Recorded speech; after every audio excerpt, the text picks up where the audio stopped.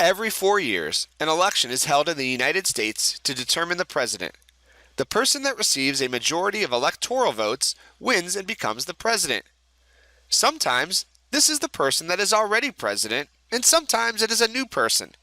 Sometimes a specific political party loses power through an election. Even when a sitting president or political party loses or has served 2 terms, they peacefully give up their power. They do this because they respect and follow the Constitution. This may seem an easy process to follow today, but this was tested with the election of 1800. The election of 1800 resulted in a tie between Thomas Jefferson and Aaron Burr. Both candidates were Democratic Republicans and both received the same amount of votes. In this election, the delegates would cast 2 votes, one for president and one for vice president. There was no distinction between the votes for president or vice president. The tie would be broken by the U.S. House of Representatives. Each state would get 1 vote. Jefferson was elected president. The election of 1800 was a controversial event in the early history of the United States. The controversy surrounded around the differences between candidates and the results. John Adams, a Federalist, and Thomas Jefferson, a Democratic Republican, were the 2 major candidates. They were the sitting president and vice president. The opposing sides argued that if the other was elected, the country would be destroyed.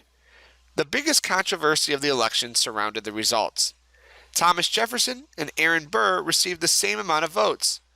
One elector was supposed to not vote for Burr, so Jefferson would become president and Burr vice president. A mistake was made in the process and both candidates ended with the same amount of votes. The tie meant that the U.S. House of Representatives would determine the president. Alexander Hamilton, a Federalist, preferred Jefferson. He convinced the Federalist-dominated House of Representatives to elect Jefferson. It took 36 votes in the House of Representatives to elect Thomas Jefferson, the 3rd President of the United States. This process was cleared up by the 12th Amendment that required a distinction between president and vice president on the ballot. The election of 1800 was the first peaceful transition of power between opposing parties in the United States. John Adams was a Federalist and Thomas Jefferson was a Democratic Republican. Both sides and parties accepted the results of the election. This was early in the history of the United States, and the nation was still fragile. These actions signaled that the Constitution would be followed by opposing groups even during times of stress.